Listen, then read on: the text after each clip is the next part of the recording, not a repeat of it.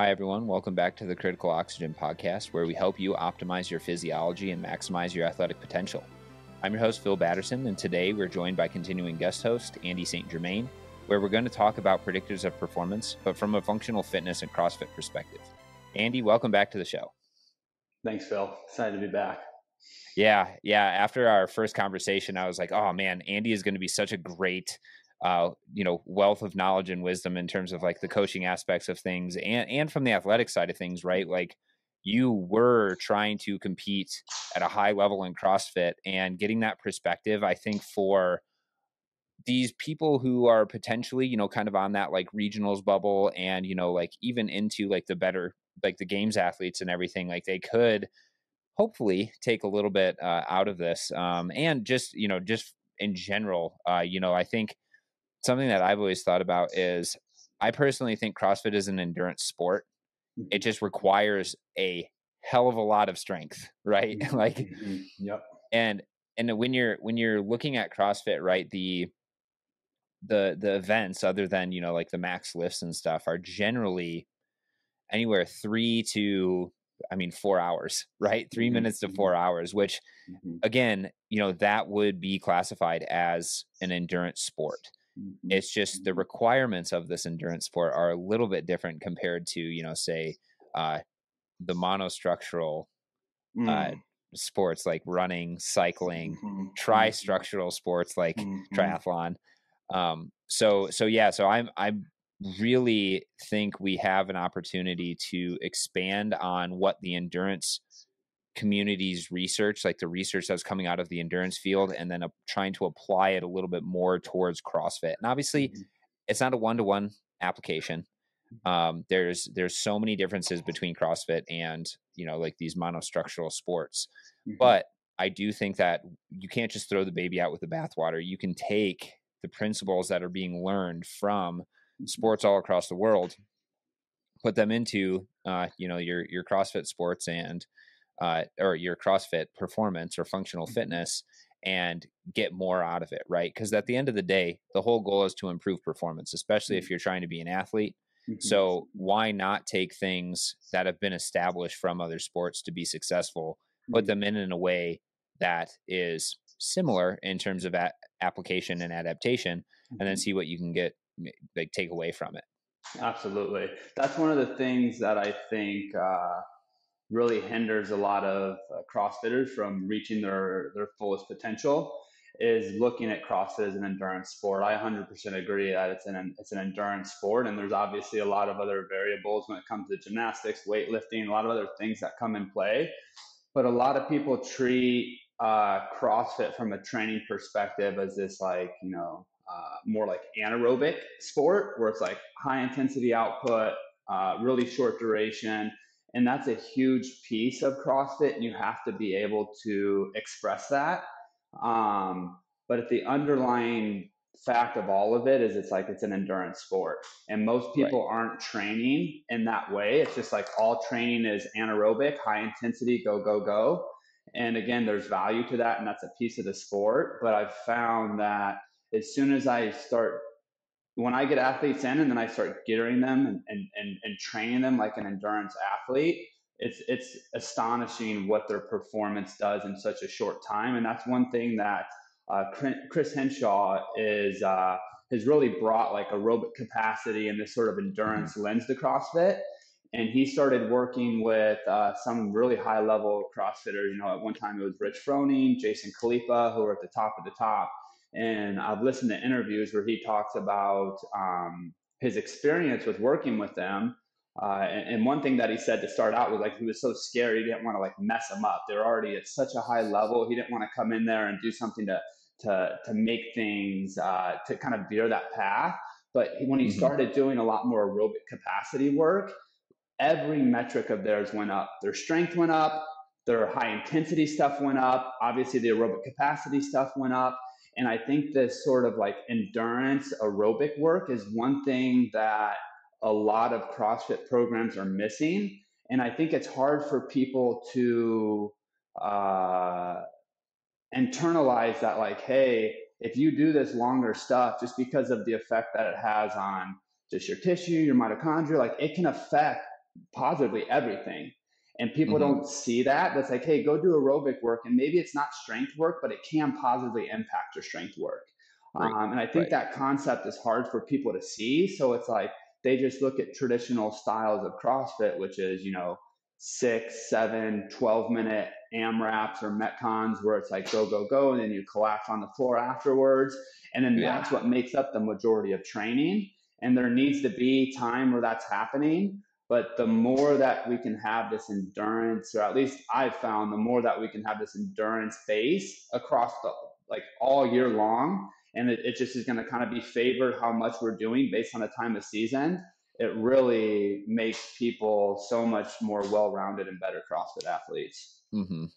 Yeah, I 100% agree with that statement, where it's like in endurance sport, we, or coaches in general, do a lot of it's a lot of zone 2 training, so like easy aerobic work, and then sprinkled intermittently, like once or twice a week, you'll have a high intensity workout. So any good coach that you see who's an endurance coach is always going to have some semblance of that format. It changes based on the athlete, it changes based on what they need to develop, but most athletes follow that easy day, hard day, easy day, hard day, and something along those lines, however long it takes you to recover. And it makes sense because it allows you to keep an athlete consistent and continuously progressing. Same thing with CrossFit. I see so many people who are actually fairly good CrossFitters, like say within my gym, that will come in, but the requirement is, okay, we need to go hard every single day. And the problem with that is that it's hard to recover from that sort of stuff. So you're constantly digging yourself into a hole. So when you first get in, these 21-year-olds, maybe a little bit younger, who are, in undergrad, who are just like essentially just like living in baths of testosterone and recovery hormones and all of that sort of stuff. Like, they'll last for, I don't know, 3-4 months. And then all of a sudden they're hitting a wall where it's just like, man, I'm just plateauing. I don't really want to come in to work out, like anything like that. It's like, yeah, because you're burnt out, because you haven't taken the time to recover in between those hard workouts. But, if we're talking from a general health and wellness standpoint versus a performance standpoint, those are two totally different conversations.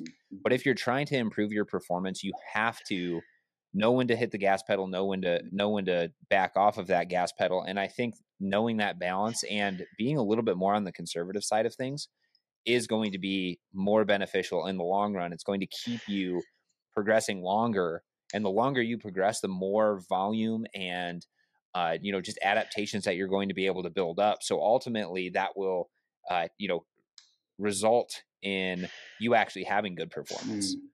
It's not going to be, it's not a quick fix where, if you really wanted to, if you wanted to get somebody as quickly in shape as possible, didn't care about, their health and longevity in the sport or anything like that, you would just have them do, like metcons every single day, as long as they can recover in between them, and they probably get better over the first 3 months. But then after that, it's kind of a luck of the dice, where they're probably not going to continue to get better. If anything, they'll probably get sick and injured. Then they're going to have, like 2 or 3 months of pretty poor quality training. And, that's all. If you would have just reduced, the intensity just a little bit, you would have been able to continue to stack on, continued improvements in performance. Absolutely. And that's, I think, where, even from just like a longevity standpoint, is like the constant high intensity is like not only from this performance standpoint, but like the stress that it puts on your body, the stress that it puts on your nervous system. It doesn't allow for longevity and consistency, because it really does. Injuries start to come up, people start to get sick. And then they're coming in and they're already super depleted. So like they're really giving like 60% of what they're even capable of in a session, just because they're so destroyed from the previous work that they've done. So that's that. And that kind of, for me, the way that I look at it as a coach, that ties into a little bit of stuff like that we talked about in the last episode about the mental aspect of things. And one thing I've found with CrossFit is, there is it breeds a certain type of population, and it's people who like to work hard, put their nose down, and just like and get after it. And there's neurological things that happen when you do that, and I find that Mm-hmm. people really do get addicted to the high intensity stuff. And I've Mm-hmm. had people that it's like, hey, let's run some tests on you. We'll use the Moxie and figure out like what you're limiting in, and then it'll show that they need more slower aerobic work, and it's very difficult for them to do that. And it's like they're Right. literally they're addicted to the high intensity and that feeling of like exhaustion and the dopamine that comes with that, and it's like it becomes its own thing there. So I really Right. think like performance wise, but also longevity is having that having things super high intensity all the time. It can really be detrimental to a program and an individual. Yeah, yeah, and one thing about, kind of sports science literature is that a lot of the times, there's a 4 to 6 week intervention, and they're doing like crazy amounts of hard workouts, right? It's like every other day, and they're doing like a VO2 max workout. And we'll talk about the predictors of performance in just a second, but it's not sustainable to ask somebody to do that for longer really than 4 to 6 weeks. Mm-hmm. It's one of those things where, and that's something that I think we miss in terms of the nuances of these studies. Is they're like, well, the single best way to improve VO2 max is by doing this style of training for 4 to 6 weeks. And you're like, yes, if you're just trying to improve that one variable, but Mm-hmm. performance is based upon a bunch of different Yeah. variables that we're trying to perform. So true. And we're trying to, again, like at the end of the day, like there's principles of adaptation, right? You need consistency, specificity, and progression. Mm-hmm. Those are like kind of the three things that I always talk Mm-hmm. about. If you're not able to stay consistent, it doesn't matter if your specificity and if your progression is there, because I guess like maybe you could get away with it a little bit, but at the same time, it's like consistency rules Yeah. everything. So that's certainly a principle I think that applies. If you have an individual who comes into your gym, right, and they only come once a week, they're a lot worse off than somebody who comes in every single day Mm-hmm. but scales accordingly, Mm-hmm. Mm-hmm. and is able, like, sometimes they go hard, Mm-hmm. maybe once a week they go like let's go see God. That's what I tell Yeah. people. It's like, at the end of the workout, you're staring the light that's shining Yeah. down in the face. And maybe you don't have to go that hard, because that is like really challenging, but once a week, go pretty hard, and then the rest of the week scale accordingly, because you're just trying to absorb that intensity and that volume and those things that are happening. And just by doing that workout, you're getting, I can't put a percentage on it, but 80 to 90% of the stimulus that you would get Mm-hmm. if you went all out. You're Mm-hmm. just Mm-hmm. accumulating probably 80 to 90% less fatigue. Mm-hmm. Mm-hmm. Mm-hmm. So yeah, so I think that was a long-winded way of saying, and we're probably going to say this every single week on the podcast, is like, slow down, Mm-hmm. absorb your training intensity, Mm-hmm. know when to go hard, and know when to back Mm-hmm. off. Those are like, that's so key, especially in CrossFit, where it's always just been preached Mm-hmm. high intensity all the Mm-hmm. time. Mm-hmm. It's just not sustainable. Mm-hmm. In an ideal world, Mm-hmm. maybe, Mm-hmm. but it's not. It's just not sustainable. Yeah. So let's switch to kind of predictors of performance. Cool. So on the Critical Oxygen podcast, we've been talking about predictors of performance for endurance capacity, and what's really kind of come up is VO2 Mm-hmm. max. And for those of you who don't know, VO2 max is your maximal amount of oxygen you can intake and consume at your muscle during high intensity exercise. So I say high intensity exercise to hopefully get people who are in the CrossFit space like, ooh, maybe this is kind of Mm-hmm. important for CrossFit, Mm-hmm. right? We've already determined that CrossFit is probably more or less an endurance sport. So we can take these endurance performance predictors that were, used on runners, cyclists, those sort of things, and maybe translate the predictors of performance to CrossFit. It's not going to be a perfect one-to-one, because CrossFit is very complicated, but you have your VO2 max. Again, how big is your aerobic engine? Then you have your second metabolic threshold. So the intensity of exercise, where you go from something that's sustainable for 30 to 60 minutes to unsustainable. It'd be like if you were doing a Metcon for 20 or 30 minutes, it'd be whatever pace you could hold for that Metcon. If you tried to go a little bit faster on that Metcon, you'd probably peter off and crash at about 10 or 15 minutes, within the workout. And then you'd have to slow down. And this is what I think a lot of people in terms of pacing have a tendency to do. They go balls to the wall for a little bit, and they're above that second threshold, right? So then 10, 15 minutes into the workout, their performance has to go way down. And once you've gone over, it's not like, oh, I just need to recover for a little bit and then I'll just be right back to it. It's, I need to recover for a long period of time, and then I can finally get my, my sustainable power output back. So that's the second predictor of performance. And then efficiency or economy of movement. So how well do you move doing a certain exercise? So a perfect example of this that I talked to with another guy on the podcast was Matt Fraser. I think was probably the most efficient barbell cycler that has ever been in CrossFit. Maybe there might be a couple other examples, but he was so good at moving the barbell that it just seemed like it was nothing to him. That's a perfect example of efficiency. Or if you look at like elite level runners running either the marathon or like, the 2 mile, 5K, 10K on the track, those guys look like they're just moving and it's nothing. So that's an example of efficiency or economy, having a very good ability to translate all the energy that's being broken down at your muscles into actual mechanical energy. So things to actually move the barbell, move your body, those sort of things. So those three kind of make up endurance performance. And Andy, I'd love to get your take on what do you think out of those three? Maybe the most important, and if so, like why or why not? Because I just like to kind of pick your brain on that. Well, that's a good question. I don't know if I can say. Well, I think it just depends on the individual on which one is most important.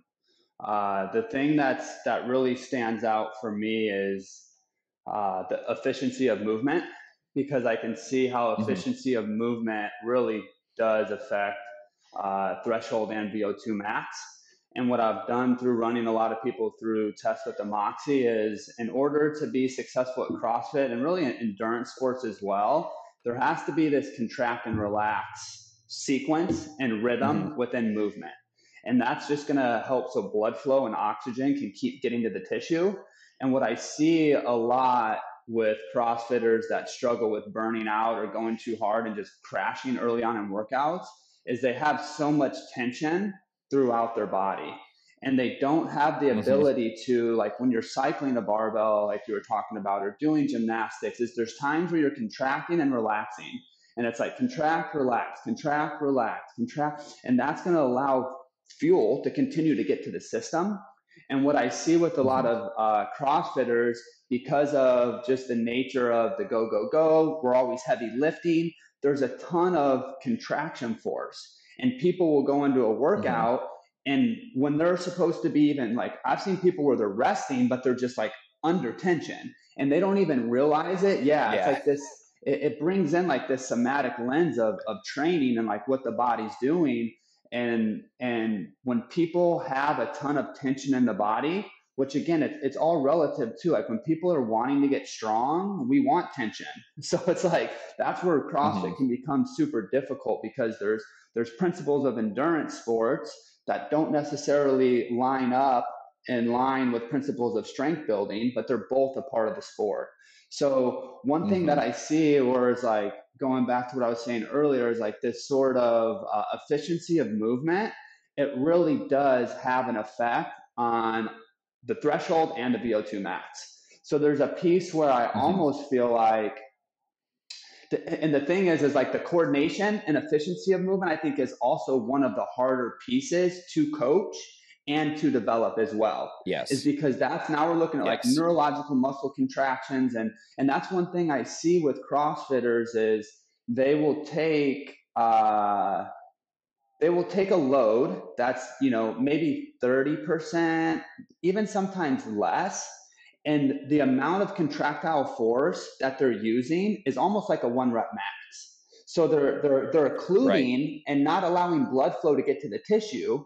And they're using a load that's super light, but they burn out immediately. And it's like they should be able to continue, like, we're less than 20% of your max here. You should be able to go for a while with that. But because of the amount of contractions and going back to the coordination and the movement efficiency, it's not there. It doesn't allow them to continue to progress. So I really think, as I say this, I feel like I'm wrong, but like the more that I put things in my head, I'm like, I almost feel like this efficiency of movement is maybe the most important, because if we have that down and we have coordination and we can have the ability to contract and relax at the right efforts, then it's like building VO2 max and building threshold is going to be that much easier. When I have people that can't do that, it's like it's going to be very hard to build VO2 max, and it's going to be very hard to build threshold if they're just always under tension. It's like I'm never going to be able to get them to a place where we're actually building that. They're just turning everything and in this more lactate anaerobic area. So there's a piece where, from a performance, like it almost should be like VO2 max or your threshold, but it's like, I don't know. I think there's just such a huge piece to this coordination and efficiency of movement that if you don't have that, it's like you're going to really struggle in the sport. Man, when I first asked you that question, I was like, oh, it's a combination of all three of them. I take the very much like scientist researcher answer to things. But as you started to talk about that, I started to think about, like the requirement for how many different, skills you have to have within CrossFit. It makes sense that if you're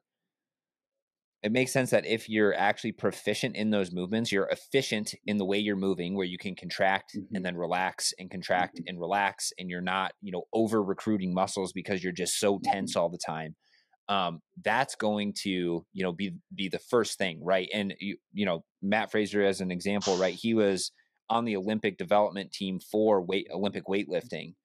So how much time did he spend practicing just with like a broomstick and, contracting, relaxing, and, or if you ever get like runners or, like former runners and stuff, like those are the people who are typically really good at like those longer monostructural workouts, right? Just because that's what they've practiced and that's what they're efficient at.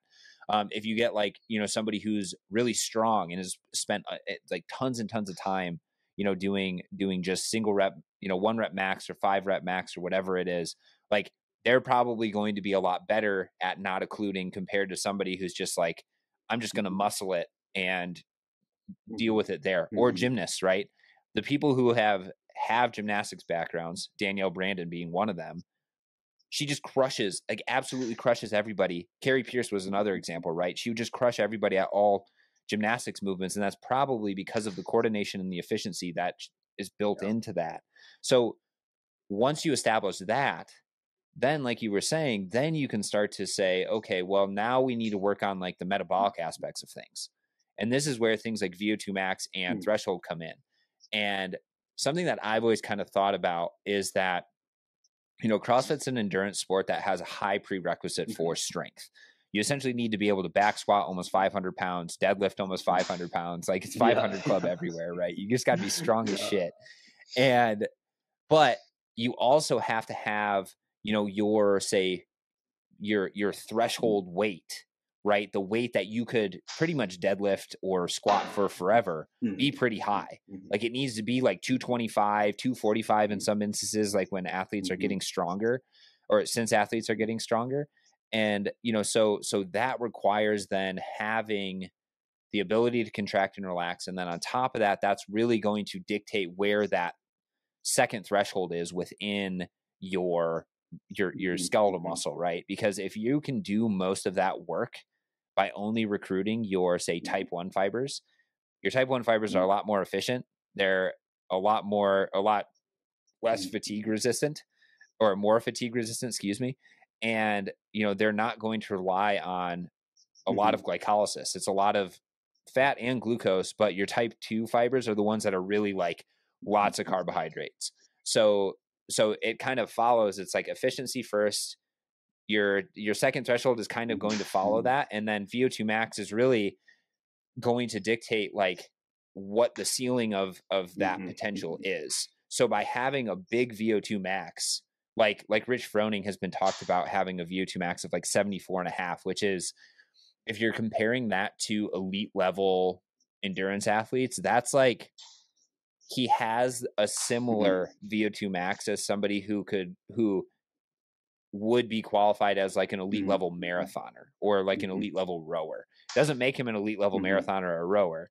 That is one thing that Chris Henshaw did on the he was saying something. He was like, "Oh, Rich Froning has a VO2 max of 74.5. Therefore, he could run a 2:15 marathon if he really wanted to, like these guys who." No, I'm no. like, "No, cuz his Yes. efficiency is Yeah. trash, right?" Like and I'm saying his efficiency is trash like in Mm-hmm. like loosely because it's still better than a lot of other CrossFitters. Like he's still a Yeah. fast runner for a CrossFitter, but at what does he weigh? Like Yeah. 195, Around 200 like pounds. 195, 190. Y- Yeah. So there's no way that he is going to be as efficient as the 140 Yes. pound, Kenyan marathon runner who's been running 100 miles a week for the last 10 years of 100%. his Yeah. life. Right. Um, and that's really going to affect your ability to Mm-hmm. output speed, Mm-hmm. in mechanical force, especially in terms of running. But you get Rich Froning in with a bunch of other CrossFitters who are pretty similar. That VO2 max is going to pay dividends because he's going to be able to recover Mm-hmm. faster because his ability to use oxygen and take it in and actually utilize it might not be super important for the actual workout, but it's going to be super important for the recovery between rounds or between different Mm-hmm. movements, right? Because he's just able to get more oxygen to his muscle. By getting more oxygen to your muscle, you're going to be able to resynthesize ATP, which is the energy currency of the cell, a lot faster. And from that, then you'll be able to replenish, say, like creatine stores, spare your glycolytic stores a little bit more. And, then it's kind of just like Mm-hmm. it just adds up, it Mm-hmm. compounds over time, right? Especially when you have to do 5 days worth of Yeah. competition. That aerobic capacity, that ability to recover between workouts, between sets, adds up like over a long period of time. Same thing with Matt Fraser. Like I can almost guarantee you, like the fact that Matt Fraser was just stayed constant, his entire time, didn't really have much performance fall off. He probably had a fairly high VO2 max and was super efficient with his movement. So he was able to recover to a greater extent than a lot of these other athletes who, like admittedly, when you go to the games and you're, kind of like a little bit lower tier, you're like, okay, I got something to prove. I got to stay around. I got to be here for the cuts and stuff. So you're going to probably be pushing a little bit Mm-hmm. more than that, Mm-hmm. second threshold, that boundary for sustainable and unsustainable. And then every time you push into that unsustainable place, you're going to be digging into those stores of it, the performance Uh-huh. stores a little bit more and not able to Yeah, and recover it's interesting. afterwards. You mentioned like just tissue quality and tissue type, and that's what again there's outliers, but I generally find that people that are more type 2 fast twitch dominant uh, tissue type, they really struggle in CrossFit. Whereas this people that are more type 1, which is a Hmm. little bit more malleable, a little bit bigger tissue quality, they're generally a lot better at CrossFit. But people that have these fast twitch, a lot more dominant with fast twitch muscle fibers, it's really, really hard to get them good at CrossFit. Yeah. Yeah, and I mean going back to efficiency of movement, right? If you're always going like all out in terms of contraction, you're creating occlusions, you're cutting off the blood flow to the muscle, you're cutting off nutrients getting to the muscle, and if that's happening every single time you contract, even at 30% of your one rep max, like if you're say for example if you're doing wall balls and you're just contracting Mm-hmm. 100% each time, then eventually you're going to Yeah. just run out of steam. Whereas the individuals like I always like to hear about like Katrin Davis' daughter, for example. They're like, oh well, Mm-hmm. she's not that strong, but she can do like 90% of her one rep max Yeah. for eons. It's like she's probably pretty type Mm-hmm. 1 dominant then. And I think women have a tendency to be a little Mm-hmm. bit more type 1 Mm-hmm. dominant compared to men.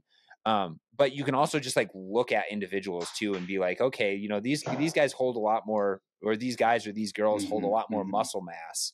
So that's probably going to shift in how much how Mm-hmm. strongly they're contraction. And I think Evan Pycon talked Mm-hmm. about that quite a bit, is like individuals who are generally pretty large have Mm-hmm. cardiovascular limitations. Whereas individuals who are a little bit like, they look thinner, like kind of like the Brent Fikowskis of the world, are a little bit more pulmonary limited, because he's not contracting to a point where he's cutting off like blood flow to the working muscle. He's just having a tough time getting enough enough air and gas exchange to and from the working muscle. Yeah, that's good stuff, and I think that's what makes CrossFit just so unique, and within what it takes to be good is, I find that, or I shouldn't say to be good, I should say to be great. I find that you can be good at CrossFit if you're really, really strong, and you can be good at CrossFit if you have a really good endurance background. But what makes you great into the next level is having some of both of those. And that's what makes it tricky is the people that are really, really strong are going to be more type 2, good contractile force, and that provides a lot of value and strength, but it doesn't really help with the endurance stuff. And that's where endurance athletes are going to be more type 1, maybe not be as strong and have as much contractile force, but they can go for long durations. And I see people that come in with a profile that's really heavy dominant in one or the other, and it can make them good in the sport. But the people that are great, it's like they're able to have both of them, really. Yeah, you really do. To have high CrossFit success, you have to be a jack of all trades. There's no way around it. And that's why I always say is like CrossFit is an endurance sport with a very high strength prerequisite. Like, you just have to be able to be super, super strong, but also have the endurance to back it up. And that just takes a really, really long time to actually be able to develop that. It's possible. There are people that do it. And I mean, look at the best games athletes in the world. They're the ones that have been able to balance those out. I guess that, Jeff Adler is actually a perfect example of that. He was the type of individual who was like always winning the strength events, like 2-3 years ago. And now, and I would love to just ask him like how his training has kind of changed. But like, I imagine he's probably doing a lot more efficiency, endurance focus on, like whatever it is, he wasn't good at and hadn't developed. And now it obviously showed because he won this year. But it's like, so for example, if I was to go back and start CrossFit over again, what I would really want to do personally is I would do almost every single workout, probably either with a barbell or, if we're doing like powerlifting or Olympic lifting, whatever, with a broomstick, and just practice good form. And I know that's like counterintuitive, because you're like, well, if I'm just lifting a broomstick, I'm not actually going to get better at stuff. It's like, maybe not from a weight perspective, but from an efficiency perspective. If you master that movement first, then as you start to add weight, then it's not going to be as taxing. You're not going to be quote unquote muscling it. So your risk of injury is going to be lower. So then you can start to build, again, that consistency at higher and higher weights, becoming more efficient. And then it's truly and then once you're efficient at it, then it truly is a metabolic stimulus rather than a, say, strength stimulus. Obviously there's times and places for, say, hypertrophy training, strength training, other things like that, especially, if your prerequisite strength is too low. But I think if we're talking about, in terms of developing those predictors of endurance performance, it would start with the efficiency side of things. That could be a block of just like gymnastics stuff and just getting really, really good at high rep gymnastics. But that requires you to reduce the complexity of the movement, right? Like, you can't just go and do like handstand push-ups to be able to get better at that. You have to regress, reduce to something to something and easier. that's what I think. And I don't even know if I have the right recipe yet, but as I've progressed in my coaching, is trying to find a way to it's just having this understanding and appreciation for movement efficiency, and not only just for like longevity of movement, but what actually that does on a physiological standpoint to someone's performance. So finding a way to have space to improve coordination and movement and efficiency, but also make sure we're training, because like you were kind of hinting on, in order to improve movement efficiency and coordination, it's not really going to align very well with improving performance. In the long term, it will Right. improve performance, but generally, like, to improve coordination and movement efficiency, it has to be a lot lower intensity, a lot more dialed back. You can't really be training. It has to be a lot more intentional. And then Mm-mm. even when we look at, one thing that's been instilled in me from some of my mentors is just like looking at the nervous system, and how when you're wanting to build coordination and you're wanting to improve movement efficiency, is like the nervous system has to be fresh in order to be able to retain that and make that happen. So if I'm hammering people Monday, Tuesday, Mm-hmm. Wednesday, and then they come in Thursday and we try to do a lot of like coordination, movement efficiency stuff, it's going to be very hard for them, one, to get it down just because of the stress on the nervous system, but then Mm-hmm. also their body adapting and then maintaining the things that we worked on moving forward. It makes it very difficult. And then on top of that, there's this lens of like, Mm-hmm. when you have an athlete, they obviously want to feel like they're doing something. And when you have CrossFitters who are like ready to just like, you're having to hold them back pretty much. It's like telling them you're going to do some like jumps Right. with pass and shoulder taps. It's like, they're like, what am I doing here? So it makes it to Yeah. where that movement efficiency and coordination is like, it's such a hard thing to work on just because of what's required to get better at it, the effect that it has on performance, Mm-hmm. and then the mental state that that can instill in an athlete as to like where their training is and what they're doing. There's so many components that make it such a hard thing. And for the most people that aren't really educated on performance physiology, it's like that a lot of people don't see that. Is like, why is that important? Like, no. If I can just work really hard or push really Right. hard or just continue lifting heavy, that's how I'm going to get better. And I see people who don't have the coordination and don't have the movement efficiency, that it doesn't matter how much they train. That's the one piece that's keeping Right. them from being able to reach their fullest potential. So it's like, how do you give that stuff? Well, and this kind of just brings up, like, I really do believe there's a piece of people that are, this is just like the genetic aspect of things. And people who are really good at CrossFit or really good at any sport, there's just this natural born ability that comes into play that, it's not Mm-hmm. everything, but it's like when someone comes in and they're just an athlete and they naturally have that, they're going to progress so much faster than somebody who doesn't. And you're having to try and like go back and do those Yeah. things.